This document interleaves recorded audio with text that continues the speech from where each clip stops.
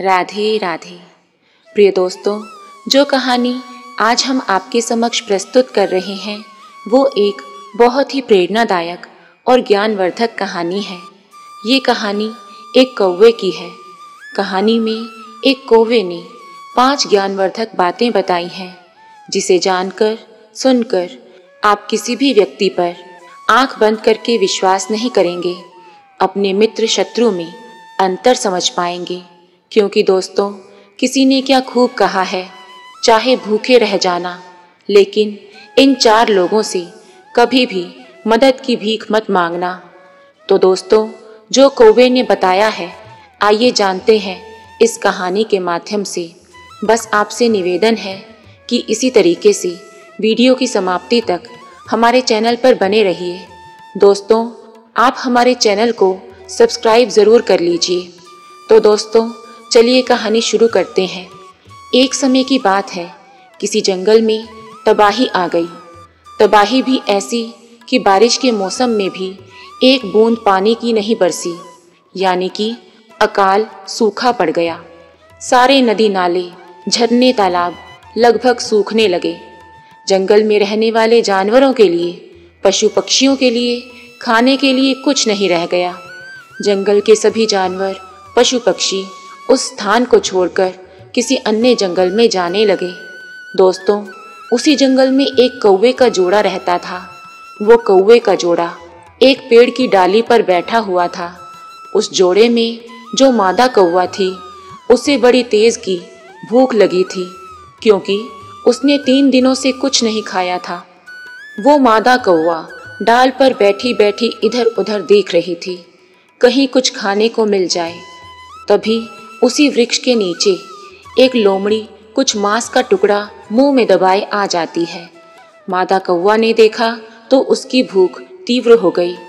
उसने लोमड़ी से कहा, मैं 3 दिनों से भूखी हूँ, कृपया करके आप मुझे थोड़ा सा भोजन दे दीजिए, बड़ा उपकार होगा, नहीं तो भूख से मेरे प्राण निकल जाएंगे। लोमड़ी ने देखा कौवा और मादा कौवा डाल पर बैठे हैं, तो लोमड़ी ने सोचा, इस मांस के टुकड़े से मेरा पेट नहीं भरेगा। दोस्तों, लोमड़ी तो चालाक होती है। लोमड़ी सोचती है कि मैं इसको बहाने से अपने पास बुला लूँगी और मारकर खा जाऊँगी, जिससे मेरा पेट भर जाएगा। लोमड़ी ने कहा, तुम घबराओ नहीं, मेरे पास आकर आराम से इस मांस के टुकड़े को खा लो। तो दोस्तों, वो मादा कौवा जाने को तैयार हो जाती है। जैसे ही वो जाने लगती है, उसे कौवा रोकते हुए कहता है, तुम पागल हो गई हो? अरे ये हमारी दुश्मन है, ये शिकारिन है। अगर तुम पास में जाओगी तो तुम्हें मारकर खा जाएगी। तो मादा कौवा कहती है, नहीं, मैं जाऊंगी, ज़रूर जाऊंगी, ये हमारे साथ ऐसा कुछ नहीं करेगी। कौवा फिर उसे समझाता है, मेरी बात को समझो, तुम उसके पास ना जाओ, वो तुम्हें मारकर खा जाएगी। मादा कौवा कौवे की बात को नहीं समझती, तो कौवा कहता है, तुम ऐसे नहीं समझोगी, हम तुम्हें एक कथा सुनाते हैं, उसके बाद तुम वहाँ पर चले जाना। तो दोस्तों, मादा कौवा लोमड़ी के पास नहीं जाती और कौवे की बातें सुनने लग जाती है। कौवा कहता है, सुनो मादा कौवा, एक जंगल में 2 कबूतर और कबूतरी बरगद में रहा करते थे, और उसी बरगद में एक सांप भी रहा करता था। जब कबूतरी अंडा देती थी तो वो सांप अंडे को खा जाया करता था। जब कबूतर कबूतरी भोजन के लिए बाहर निकला करते तो सांप बाहर आकर बड़े आराम से अंडों को खा जाया करता था। कभी कभी अंडों से बच्चे निकल जाया करते थे, तो वो सांप बच्चों को भी खा जाया करता था। वो दोनों कबूतर कबूतरी बड़े ही परेशान रहा करते थे। कबूतर के साथ ऐसा कई बार हो चुका था। कबूतर कबूतरी बैठे बैठे रो रहे थे। वहीं बरगद की डाल पर एक बगुला आकर बैठ जाता है, और बगुला ने देखा कि वो दोनों कबूतर कबूतरी रो रहे हैं। तो ये देखकर वो बगुला कबूतरी से पूछने लगा, क्या हुआ कबूतरी, तुम इतना विलाप क्यों कर रही हो, क्यों रो रही हो? दोस्तों, कबूतरी ने अपनी सारी कहानी सुना डाली। और कहने लगी, मेरे साथ ऐसा कई बार हुआ है। मैं जितनी बार अंडे देती हूँ उतनी बार मेरे बच्चे होते हैं और उतनी ही बार वो दुष्ट सर्प हमारी गैर मौजूदगी में सारे अंडों को खा जाता है। हम इस बात से बड़े परेशान हैं। हम कर भी क्या सकते हैं? वो सिर्फ इसी वृक्ष में रहता है। हम असहाय हैं। हम उससे लड़ भी नहीं सकते। वो बहुत खतरनाक है। वो बहुत ही दुष्ट है। कबूतरी की ये दुख भरी दास्तां सुनकर उस बगुले से रहा नहीं जाता। वो बगुला कहता है, हमारे साथ चलो। एक तालाब में बहुत सारी मछलियां हैं। उसमें से कुछ मछलियों को पकड़ कर लाएंगे। तब कबूतरी कहती है, मैं समझी नहीं।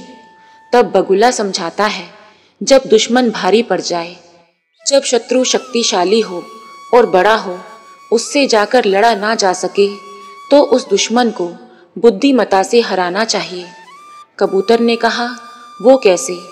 तब बगुला समझाता है, पास वाले तालाब से मछलियां पकड़ कर लाएंगे और थोड़ी दूर पर एक नेवले का बिल है और नेवले के बिल के दरवाजे पर वो मछलियां डाल देंगे और थोड़ी थोड़ी दूर पर मछलियां डालते चले जाएंगे और अंत में सांप के बिल के पास अंतिम मछली को छोड़ देंगे और नेवला जैसे ही निकलेगा मछलियों को खाते हुए यहाँ तक आ जाएगा और वो सांप उसे देखते ही उसे मार देगा।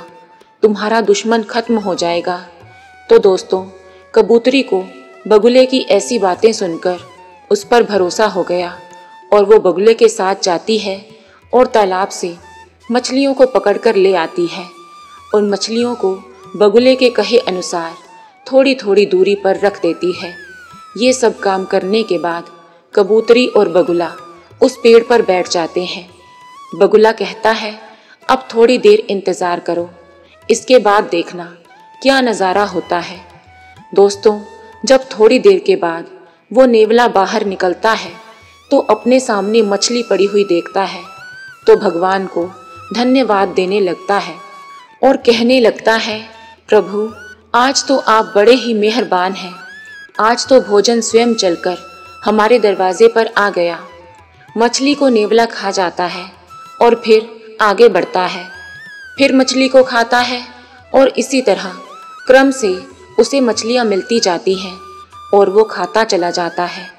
इसी तरह खाते खाते नेवला सांप के बिल के पास पहुंच गया। वहाँ मछली पड़ी हुई थी। उसने मछली खाई और फिर विचार करने लगा, आखिर कारण क्या है? मछली एक के बाद एक हमको मिलती जा रही है और हम खाते जा रहे हैं। खाते खाते हम यहाँ तक आ गए। लगता है किसी का घर है। किसी ने हमारे साथ कोई चाल तो नहीं चली? जो भी हो, चलो इंतज़ार करते हैं। वो नेवला सांप के बिल के बाहर बैठकर इंतज़ार करने लगता है। दोस्तों, कुछ समय के बाद सांप बाहर निकलता है तो नेवला यही समझता है कि ये इस सांप की ही चाल है। इसी सांप ने मुझे इस जाल में फंसाया है। तो दोस्तों, ये तो आप जानते ही हैं, नेवला और सांप की कट्टर दुश्मनी होती है। सांप नेवले को देखते ही लड़ने लगता है और उस लड़ाई में नेवला जीत जाता है और सांप को मार देता है। ये देखकर वो कबूतरी बड़ी ही खुश होती है। कबूतरी उसी वृक्ष की डाल से आवाज़ लगाती है, नेवला भाई, मैं आपका दिल से धन्यवाद करती हूँ, क्योंकि आपकी वजह से मैंने बहुत बड़े संकट से छुटकारा पा लिया है। इस दुष्ट सांप के मरने की वजह से मैं बहुत प्रसन्न हूँ। अब जब नेवला ऊपर देखता है तो वो समझ जाता है और बोलता है, अच्छा, तो ये जाल तुम्हारा ही बिछाया हुआ था। कबूतरी अपनी सारी दास्तां सुनाती है। उसके बाद नेवला कहता है, कबूतरी, क्या ऊपर से ही धन्यवाद देती रहोगी या नीचे भी आकर धन्यवाद करोगी? दोस्तों, वो कबूतरी उड़ती है और उस नेवले के पास पहुंचकर बैठ जाती है, लेकिन वो नेवला उस पर भी वार कर देता है, उसे मार देता है और कबूतरी को मारकर खा जाता है। अब कबूतर सोचने लगता है कि एक दुश्मन से हट नहीं पाए तो दूसरे दुश्मन के चंगुल में फंस आए। दोस्तों, यही बात वो कौवा मादा कौवा को भी सिखाता है कि एक दुश्मन से वो लोग बचे तो दूसरे दुश्मन के चंगुल में फंस गए और वो कबूतरी मारी जाती है। वो भूल गई वो नेवला दुश्मन है, वो हमें छोड़ेगा नहीं। वो उस नेवले पर भरोसा कर लेती है। इसलिए मादा कौवा, तुम इस लोमड़ी के पास मत जाओ, ये हमारी दुश्मन है, ये तुमको मार देगी और मारकर खा जाएगी। इसी तरीके से इन 4 लोगों से कभी मदद की भीख मत मांगना। दोस्तों, तब मादा कौवा ने पूछा, वो 4 लोग कौन से हैं? कौवा कहता है, दुश्मन से कभी मदद की भीख मत मांगना। अगर आप अपने दुश्मन से मदद मांगेंगे तो वो आपकी मदद नहीं करेगा, आप पर वार करेगा, आपको नुकसान पहुंचाएगा, वो आपको मार भी सकता है। इसलिए कभी भी अपने दुश्मन से मदद की भीख मत मांगना। दूसरा है अभिमानी घमंडी, क्योंकि आप कभी भी घमंडी के पास जाएंगे तो वो घमंड में आकर आपका अपमान करेगा, आपकी मदद नहीं करेगा, आपको लज्जित कर देगा। इसलिए उसके पास भी कभी मदद की भीख मांगने मत जाना, क्योंकि वह देगा कुछ भी नहीं, साथ ही आपका अपमान भी कर देगा। तीसरा है कपटी। कपटी के पास भी कभी मदद की भीख मत मांगना, क्योंकि जो लोग कपटी होते हैं, कपट भरे शब्द कहते हैं, वो कपट ज़रूर करते हैं, मदद तो नहीं करते। कहीं ना कहीं आपको अपने कपट में फंसा लेंगे, आपका भारी नुकसान कर देंगे। इसलिए कपटी से भी कभी मदद मत मांगिएगा। चौथा है नशेबाज व्यक्ति। नशेबाज आदमी से भी कभी मदद की भीख मत मांगना। जैसे आपको कहीं जाना है, आपको वाहन नहीं मिल रहा, तो ऐसे में आप किसी नशेबाज व्यक्ति से लिफ्ट लेंगे तो समझ लीजिए वो खुद तो नशे में है, अपने आप को संभाल नहीं पा रहा, वो वाहन कैसे चलाएगा। आप खुद सोच सकते हैं, वो खुद भी मरेगा और आपको भी मारेगा। तो इसलिए नशेबाज व्यक्ति से कभी मदद मत मांगना।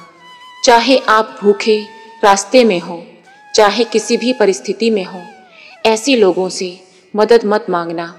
इन 4 लोगों पर कभी विश्वास मत करना।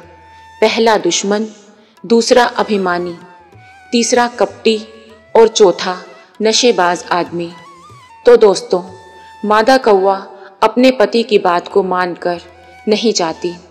ये कहानी हमें भी ये सीख देती है कि चाहे मर जाए, मगर इन 4 लोगों से मदद की भीख नहीं मांगनी।